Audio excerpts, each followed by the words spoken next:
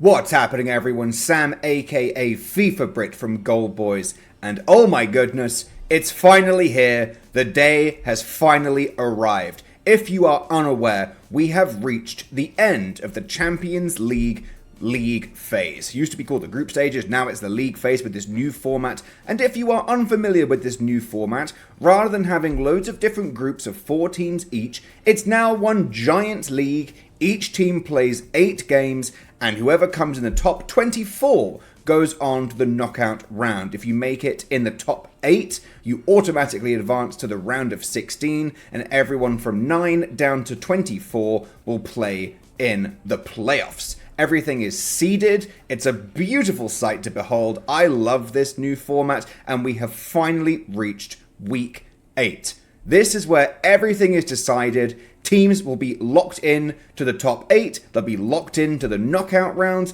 or they will be going home. And this time around, there is no getting relegated down to the Europa League. If you don't make the knockouts, you are out. Your season in Europe is over. And we have finally reached decision day. Now, the best part about this, or some might say the worst, either way it's going to make it one hell of a day, is that every game is played at the same time in order to ensure that no one team has a competitive advantage over another. That way they don't just pass it around the back if you can just get a draw and both teams would go through, although funnily enough that is actually a scenario in one of the games that is going to be played, so keep an eye out for that later.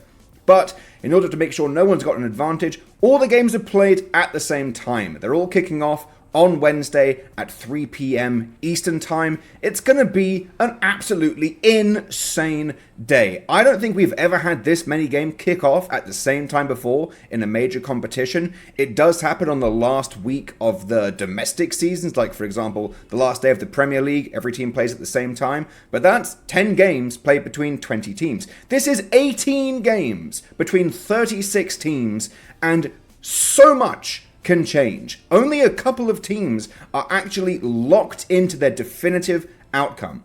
Only 2 teams have guaranteed themselves a spot in the top 8, and only, I don't have the number off the top of my head, but you know what? Not that many teams are actually confirmed to be out of the running to qualify for the knockouts. So let's get down to it. We are going to break down every single game. Now, some games we're going to talk about more than others because some games are more important for both teams involved. Some games, one team will really care, one team will basically be just playing for pride. And in a couple of games, neither team has really anything to play for, so God knows what's going to happen in those ones. They're both just playing for pride. It's their last game playing in the Champions League this season. You may as well go out with a bang. But without further ado, let's break it down. And we'll start by breaking down the situation for each team. So, the top 8. The 2 teams that have absolutely guaranteed themselves mathematically, they are definitely in the top 8, are Liverpool and Barcelona, the top 2 teams. The teams that are guaranteed to finish in the top 24, so they're definitely making it to the knockout rounds, whether that's a direct bye to the round of 16 by coming in the top 8, or they're just advancing to the playoff round. It's going to be Atletico Madrid, Atalanta, Arsenal, Aston Villa, Bayern Munich, Brest, Celtic, Dortmund, Feyenoord, Inter Milan, Juventus, Leverkusen, Lille, Milan, as in AC Milan that is, Monaco, and Real Madrid. Those are the teams that are definitely making it into the knockouts. Yeah, seeding can change, and seeding can change a lot because a lot of these teams are on very similar points differences.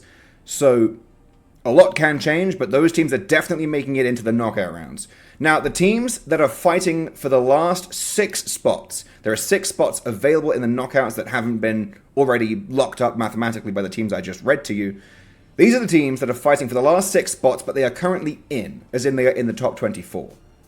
PSV, Club Brugge, Benfica, PSG, Sporting Lisbon, and Stuttgart. Now, the teams that are outside the top 24, but can still mathematically make it in if they get a result, and depending on what their situation is, whether other teams have to drop points, that's Man City, Dynamo Zagreb, and Shakhtar. The teams that are absolutely mathematically eliminated, no hope of making the knockouts, Bologna, Girona, Leipzig, Red Star Belgrade, Slovan Bratislava, Sparta Prague, Sturm Graz, Young Boys, and Salzburg. So that's the breakdown for each team's situation. Now we're going to break down every single game. So get ready, strap in, we are about to go on a ride through all 18 of these games. The first game we're going to talk about is Aston Villa against Celtic.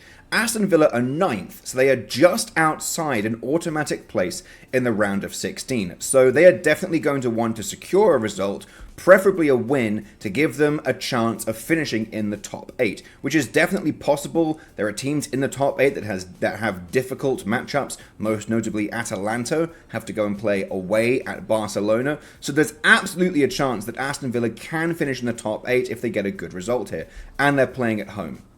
Celtic have already secured qualification, which was absolutely their goal. Celtic, I am sure, have no realistic aspirations of winning the Champions League. They're really just in it for the ride, as are a lot of these teams from the more minor leagues in Europe. They really just want to make it to the knockouts, get a big matchup against the big teams. They can just really be there on the biggest stage, and really they're just kind of riding their luck. The further they go, the better the situation is. But making the knockouts was absolutely their goal, and Celtic have already secured that. A win would obviously help their standing when it comes to seeding, but it's not necessarily needed. Now, I'm not going to say they're not going to try. Obviously, it's the big game against a Premier League club. They're going to want to prove themselves, but there's really nothing significant at stake here. Aston Villa are definitely motivated to get the result at home. They really want to get into the top 8. Celtic, obviously it would be nice, but they don't need it. I don't really have anything specific to bet on here, but as always, keep an eye on Ollie Watkins, Morgan Rogers. If Jean Duran doesn't start for Aston Villa, if he comes off the bench, that's probably a pretty good, decent live bet for a goal.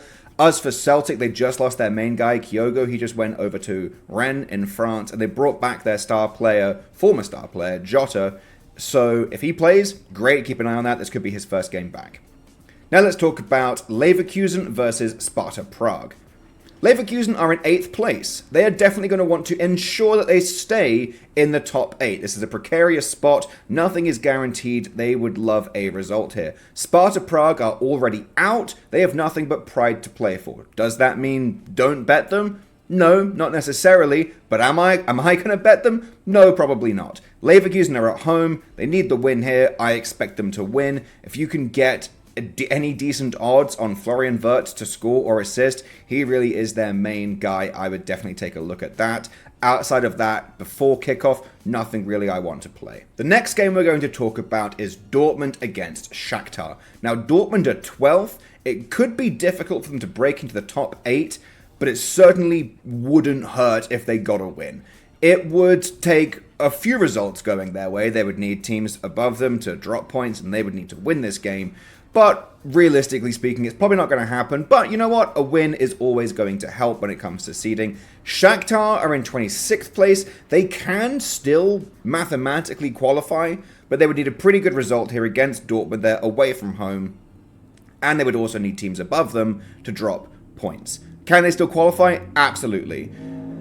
Do I want to bet them? Not necessarily, and I'm sort of hesitant to say that just because their shots line is so low. If you look on Bet365 or one of the Kambi books like Bet Rivers or Bally, but they don't have shots listed on FanDuel for this game, which I know the majority of soccer gamblers are going to be betting on. I would always recommend that you shop and find the best lines, but I'm realistic. I know most of you guys are betting on FanDuel, and while I would recommend shopping for the best odds, they don't have shots for this game, which is really fucking annoying.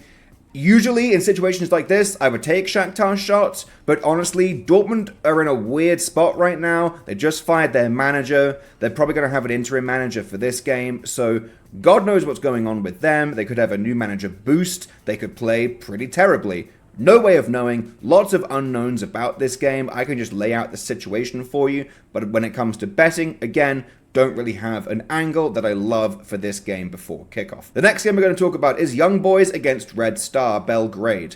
Now, I'm going to say Red Star Belgrade because that's what I grew up calling them. If you see them listed as, and I'm going to absolutely butcher this pronunciation, Crvena Zvezda, you'll know what I mean when you see it spelled out. Okay, if you see that name, that's Red Star Belgrade. So don't get confused. I'm not talking about two different teams or two different games. That is Red Star Belgrade. We finally have our first meaningless game. Both of these teams are eliminated. No one can get into the knockouts. This is purely a matter of pride. Now, if you want to bet on player props, go for it. Don't let me stop you. Cedric Itten is a good striker for Young Boys. And what's his name? Ndiaye for Red Star Belgrade is their top scorer as well. If you want to bet player props, you want to trust those guys, don't let me stop you. But just be aware, this game means very little. Well, it means nothing for qualification purposes. This is purely a game of pride. Nothing significant is on the line outside of whatever this game means personally to any of these players that are on the pitch. The next game we are going to talk about is Barcelona against Atalanta. Finally, we have our first pretty significant game of the day. Barcelona can secure the top seed if they win and Liverpool lose. So they have incentive to win here, but they are absolutely mathematically guaranteed to finish in the top 8. So this is not an absolute must win, but this is Barcelona. They're pretty good in the Champions League. This is a game they're probably going to want to win just for pride purposes. Atalanta are in 7th place, and they could easily fall out of the top 8 if they don't get a result here. They have teams below them, like Leverkusen, like Aston Villa, that we've talked about already, that are in very good spots and are expected to win. Obviously, if both of them win, Atalanta are now very precarious. A result here would go a very long way for them. Something to be aware of. Lookman, one of their best players, has a knee injury. He will not be available for this game. They're also playing away from home, playing in Spain against Barcelona, who are arguably one of the best teams in Europe right now. This is a very difficult game for them. That being said, Barcelona have looked very vulnerable defensively recently. I mean, they just had an absolutely absurd game against Benfica, which finished, 5-4? Something absolutely absurd like that. Atalanta, you guys, if you've listened to my videos or listened to me give out picks for the past couple of years, you'll know Atalanta have always been one of my absolute wagons for both teams to score over 2.5. Now, is it going to be harder for them to deliver without Lookman? For sure. But are Barcelona weirdly shaky defensively? Also yes. If you want to bet both teams to score over 2.5 in this game, I won't stop you. However, I'm not playing anything for this game before kickoff either, at least not at the time of recording. Don't worry, I know I've been saying that for a lot of these games. There will be bets coming later on. Stay tuned. The next game we're going to talk about is Bayern Munich against Slovan Bratislava. This is a really interesting one. Bayern are 12th and would definitely love a win. Finishing in the top 8 is still very much a long shot, but obviously a win is going to help with seeding. I'm going to say that a lot because it is true. Slovan Bratislava are eliminated. They're also one of the worst teams in this league phase. I'm not sure I can bet this game just because the odds are absolutely horrific. Bayern moneyline, if it's listed at all, some books aren't even listing it, is around minus 5,000. If you want to take Harry Kane to score a goal, you're going to have to pay about minus 370. His brace is almost even money, and his hat-trick is about plus 300. That's on Harry Kane. Is he one of the best goal scorers in the world? Yeah. Is there a chance that he scores like 4 or 5 goals here on his own? Absolutely. But do I want to bet that? No, I don't. And Bayern Munich's shot line is 30.5. And I need someone to put me in a straitjacket so I don't take that under, because that number is so fucking high. It's begging for me to take the under. But also, there's a great chance that Bayern Munich put up a solid 35 shots in this game. I've seen them do it before.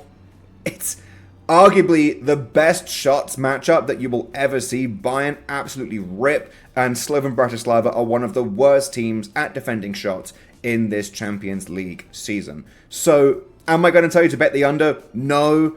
I really just think you avoid this game. Maybe you live bet a Bayern player that subs in late. You know, if Elise doesn't start, but he subs in like the 70th minute, you can get his goal for like 3 or 4 to 1. Maybe throw a little bit of money on that. But again, I'm not even sure I would recommend that. I really think this is a game where Bayern are just going to absolutely skullfuck the living shit out of them. But the odds are fully expecting that, and I'm really not sure if there's much value to be found here. The next game we're going to talk about is Inter Milan against Monaco. Again, this is a pretty solid matchup, and I am actually going to have a bet for this one. Inter Milan can secure top 8 with a win or a tie. Monaco are in 10th place, and they will definitely be looking for a result because, like I've said, there is a chance they can get in the top 8. It would still require teams above them to drop points, like Leverkusen, Atalanta, Aston Villa, Those teams above them, if they drop points and Monaco can get a result, that's massive. Now, Inter Milan are really good. I've spoken about them before. They are one of my picks, I think, with an outside chance that can win the whole thing, outside of your chalky Liverpool, Barcelona, Madrid, These are all teams that get thrown around pretty much every year. Outside of those teams, Inter Milan, you can get them to win the Champions League at like 16-1. That's pretty good, as far as I'm concerned, but that's a discussion for another day if we're talking futures. I'm fully expecting Inter Milan to be up winning against Monaco at home. So my angle for this one is Monaco shots, because funnily enough, you might be surprised by this, but Inter Milan are not actually one of the best teams when it comes to defending shots, especially when they're in the lead. They don't really control games. They're good at winning games, but they are not good at exerting control and stopping their opponents from racking up shots from a losing position. So my bet for this one is Monaco over 10.5 shots. You can get that at plus 110 on Bet Rivers or Bally, whatever your Cambi book is. I'm playing that for 0.9 units, and then I'm going to sprinkle just a little on 18 shots, which you can get at plus 1300 over on FanDuel for 0.1 units. So that's 1 unit split over those bets. Like I said, Inter can be tricky to play against. There is every chance that they just suffocate this game, but it's not something that they are particularly good at. I'm fully expecting Monaco to be playing from a losing position. I think this is a game where they try and rack up shots, and getting 11 shots is a pretty gettable number for Monaco. The next game we're going to talk about is Salzburg against Atletico Madrid. Now, Salzburg are eliminated. They have nothing but pride to play for. Atletico Madrid are in 5th place. They can guarantee top 8 with a win, but there's very little value in their money line. They're playing away from home, and their money line is around minus 300. I'm not going to bet that. If you're going to touch this game, Julian Alvarez to score a goal is around plus 120, plus 130. If you can get it around there and he's starting, I think that's worth maybe half a unit. Again, I'm not betting this game before lineups. I really want to see how they start this game. They should win. Their price is if they should win. Julian Alvarez is in pretty good form right now, so if you're going to bet anyone on the player prop side, I would take his goal.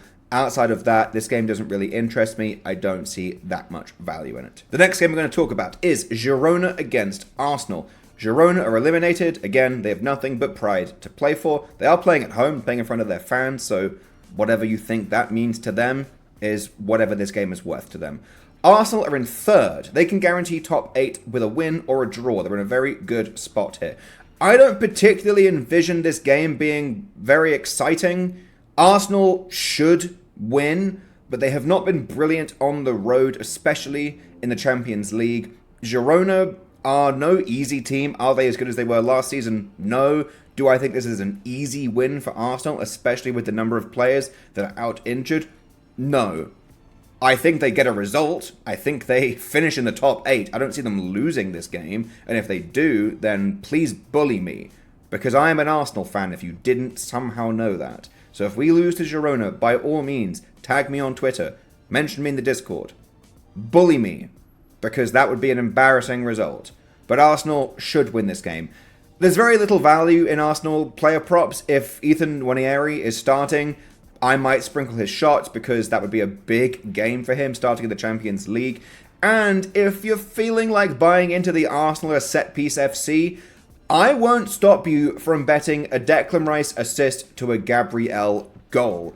That is the corner combination. Rice is taking those corners from the right-hand side, and Gabriel is our biggest threat in the air. You can get that for above 3,000 on FanDuel. If both of those players are starting, I will most likely take that for like a tenth of a unit. We're set piece FC, I'm not gonna get into all of that, but we're known as set piece FC, and whether you like it or not, we are good at corners. And Declan Rice to a Gabriel goal is probably our best and most successful corner routine. And if you can get that at above plus 3,000, yeah, it's worth a sprinkle. So we'll see how that goes. But again, I'm not expecting much from this game. It's not a game I am focusing particularly heavy on. The next game we're going to talk about is Dynamo Zagreb against AC Milan. Dynamo Zagreb are in 26th place, and they can mathematically still qualify, but they would need a big result, and obviously teams above them would have to drop points. AC Milan are in 6th place. They can secure top 8 with a win. AC Milan are in a weird situation. Well, not a weird situation. They're playing well, but they're not looking particularly convincing while they do it. A lot of low-scoring games, a lot of silly games that they should win, but they're drawing. A lot of last-minute games where they're getting a goal to either equalize or win right at the death, as we saw in their last game in the league over the weekend. They're not looking convincing. That being said, I'm expecting them to win this game, and I'm expecting them to take the lead in this game. But even if they don't, Dynamo Zagreb take the lead, they need goals, and they are going to know that 3 points is probably not necessarily enough. Will it help? Yes, but they need goal difference because they have been battered by some teams in this Champions League phase. So, Dynamo Zagreb shots is the angle here for me. I'm expecting AC Milan to take the lead, and if Dynamo Zagreb are losing at home, I love this bet. If Dynamo Zagreb somehow take this lead, this is a very attainable number. I really think they should be hitting it regardless of the game state. If they go down, great. If they go up, not brilliant, but still a very attainable bet. Dynamo Zagreb over 9.5 shots. I took that at minus 134 on Bet Rivers or Bally. Again, whatever your Camby book is, I played that to win 1 unit. And I sprinkled on 18 shots at plus 1100 over on FanDuel for 0.1 units. The next game we're going to talk about is Juventus against Benfica. Juventus are in 17th place and they are safe. They are playing for seeding here. Top 8 is a massive long shot. If they can improve their standings, great. If they somehow don't get a result here, they're not getting knocked out. This is a game where a win is nice, but not needed. Benfica are in 21st, and they are not mathematically safe yet. They really need a result here if they don't want to leave their fate up to other teams. And so, you may have guessed what the bet is by now. We're going Benfica shots. Again, I'm expecting Juventus to play pretty well here. They're at home. If they don't take the lead, they should at least be controlling this game. Juventus were unbeaten in the league until very recently. They have been good at grinding out results, but again, their shot defense is not the best. It's pretty damn good, don't get me wrong, but Benfica's shot line, again, it's very attainable, especially for a team like Benfica that has loads of guys that love to shoot. Di Maria, Aktoglu, Pavlidis, they have a bunch of guys that will rip shots from basically anywhere, and they really need to secure their fate here. Again, if Juventus take the lead, I love this bet. If Benfica take the lead, I don't like it as much, but I'm not expecting them to, and this is still a very attainable number. I took Benfica to get over 10.5 shots at minus 106 on Rivers or Bally, and I played that to win 1 unit. I didn't ladder this one simply because Benfica don't really rack up. Benfica do rack up shots in certain games, but Juventus don't really allow big, large amounts of shots to teams. But I'd say about half of their games they've let up 11 shots or more, and Benfica have taken 11 shots in like all but 3 or 4 of their games this entire season across all competitions. You have to take that with a bit of a grain of salt because they do play in a relatively easy domestic league. Relative to their standard, they're a very good Portuguese team, and there are really only 3 or 4 decent Portuguese teams, so it's very easy for them to rack up shots against the significantly inferior teams, but they've nailed this line in the Champions League too. 11 shots, very attainable, and this is a good price as well. That's why I like it, that's why I'm not laddering the straight bet here. To win 1 unit is perfectly fine by me. On to the next game, we're going to talk about Lille against Feyenoord. This is very much a mid-table matchup. Lille are in 12th, and a result would help their seeding. Feyenoord are in 11th, and a result would help their seeding. Again, both teams are safe mathematically. They're definitely making the knockouts.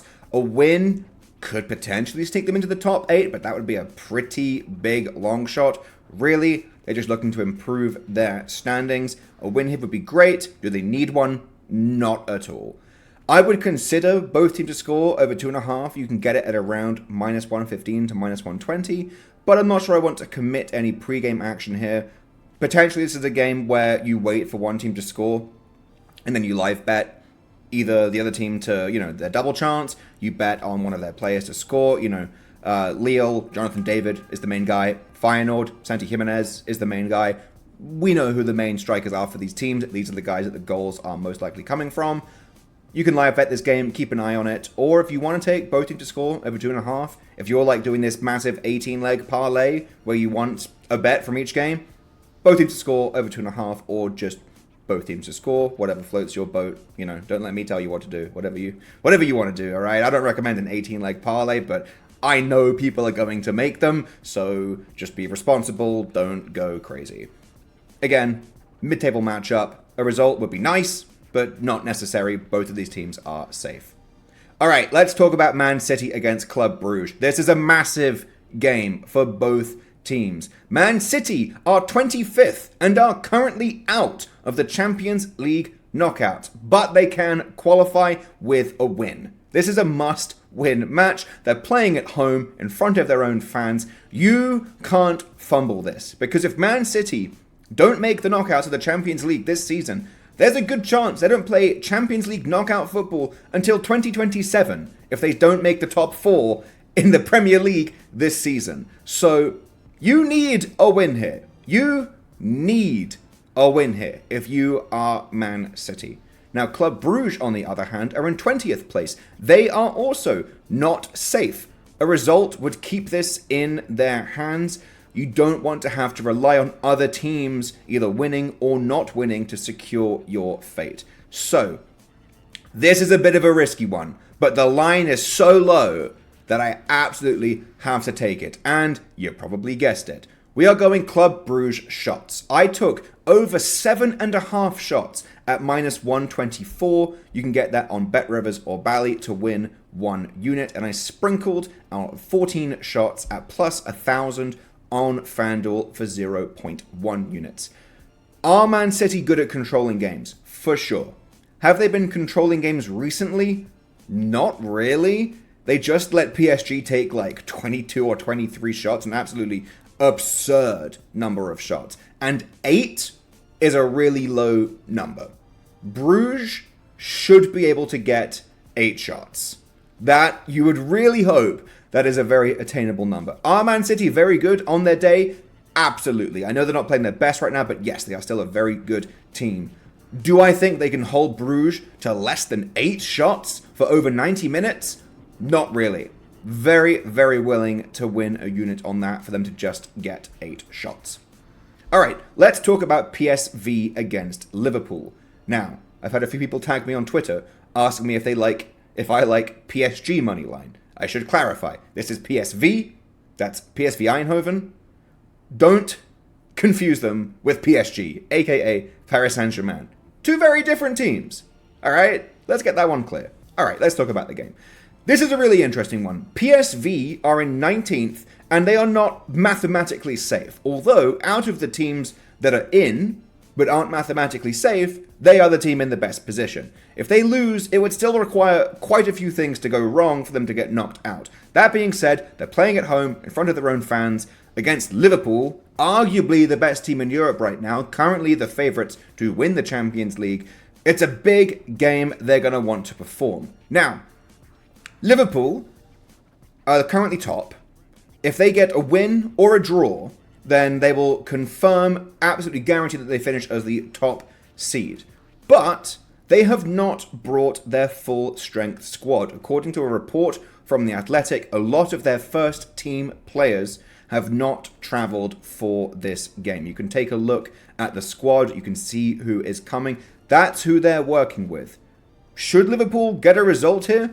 Probably. They've still got loads of very good players, but they are no longer the favourite. When this news broke, Liverpool were originally the favourites at around plus 120, which you may have stared at that and thought, that is a really good number on Liverpool moneyline in any competition. But sometimes things are too good to be true. Now PSV are the favourites at home, and Liverpool are like plus 200, plus 230 to win this game. Now, if you still back Liverpool, I would definitely consider taking their tie-no bet. It's a very bettable number.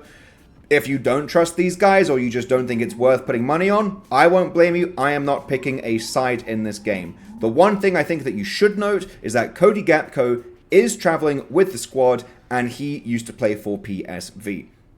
If you want to look at player props, Cody Gakpo goal, assist, to score and assist, his shots against his former club, I love that shit.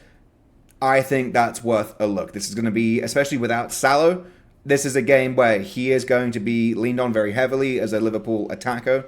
I really think that's a really decent angle to look at if you're looking for player props. A guy playing against his former club, you love to see it. That's an angle I really like. The next game we're going to talk about is Sturm Graz against Red Bull Leipzig. Hooray, we found our other meaningless match. Both of these teams have been eliminated, purely a matter of pride. There is really no need to continue to talk about this one. If Sesko and Openda start for Leipzig, potentially consider their props to score or their shots, but there's a good chance they get subbed out relatively early.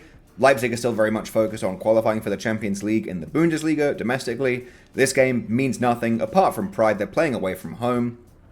This is the game I would not bet. The next game we're going to talk about is Sporting Lisbon against Bologna. Sporting Lisbon are 23rd and are very much not safe. That is right on the edge of the 24 teams that will make the knockouts. They need a result at home to keep their fate in their own hands. Bologna are 28th and are eliminated. They have nothing to play for in the Champions League, of course, apart from pride.